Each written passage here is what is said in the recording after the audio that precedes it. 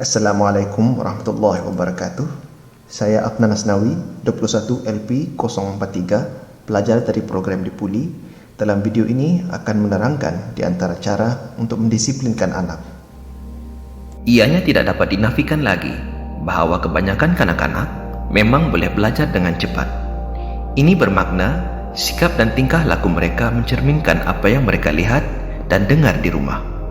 Ibu bapa bertanggung jawab dalam membentuk anak-anak mereka menjadi insan yang berakhlak mulia, dan mereka juga bertanggung jawab untuk mendisiplinkan anak-anak mereka apabila mereka melakukan kesalahan. Perkataan disiplin berasal dari perkataan Latin disciplina yang bermaksud arahan dan latihan. Ia berasal daripada kata akar discere, bermaksud untuk belajar. Oleh itu, untuk mendisiplinkan anak Anda, ia bermakna mengajar mereka tingkah laku yang bertanggung jawab dan kawalan diri. Dengan disiplin yang konsisten, anak Anda akan belajar mengurus perasaan dan tingkah laku mereka dengan baik tanpa bantuan ibu bapa. Malangnya, terdapat beberapa golongan ibu bapa melihat hukuman fisikal adalah cara mendisiplinkan anak, seperti memukul dengan pukulan yang menyakitkan dan mencederakan, atau penderaan lisan seperti menjerit atau mengugut kanak-kanak. Penderaan lisan boleh meninggalkan impak kepada kesehatan mental anak-anak seperti kebimbangan, keterikatan, tekanan selepas trauma, gangguan kemurungan, gangguan pembelajaran, perkembangan kognitif yang lemah, peningkatan rasa takut, rasa bersalah, dan sering menyalahkan diri sendiri.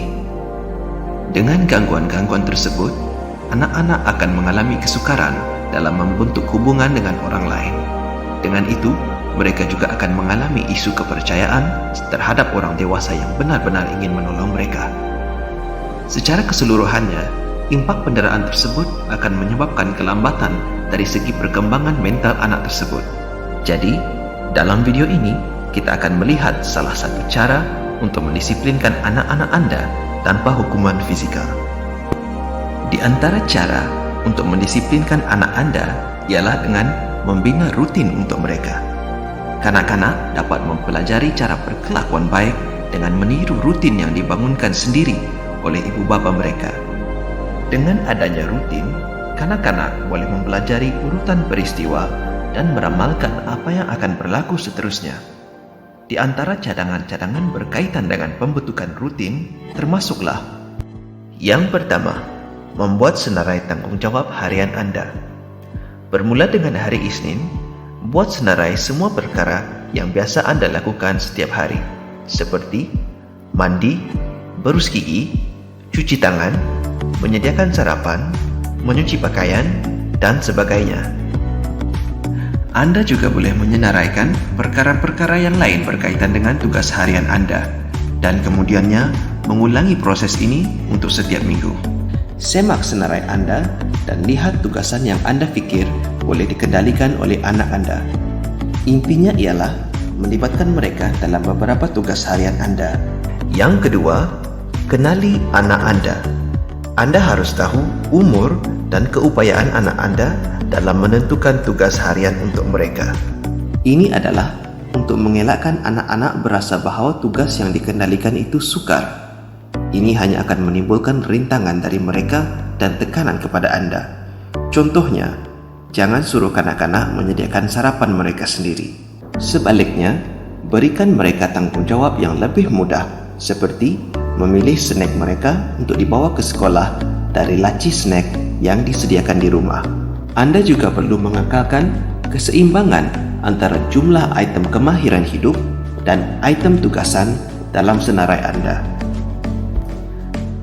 Item kemahiran hidup termasuk perkara seperti cuci tangan, berus gigi, menyikat rambut, memakai kasut, dan sebagainya.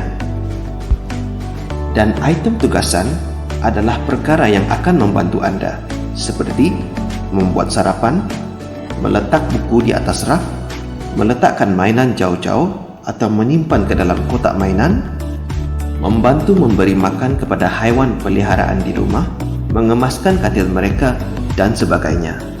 Dan yang terakhir, Berikan tujuan kepada rutin tersebut. Dengan mengkategorikan carta rutin, ianya boleh membantu kanak-kanak berasa lebih berdikari, terutamanya kanak-kanak yang berumur antara 5 hingga 7 tahun. Mengkategorikan juga akan mencipta ilusi pemikiran bebas dengan memberi tujuan kepada setiap tugasan pada carta. Rutin dapat menjadi sebagai alat dalam pembentukan disiplin anak-anak Anda. Rutin dapat mengajar anak-anak Anda nilai sumbangan, tanggung jawab, dan ketepatan masa.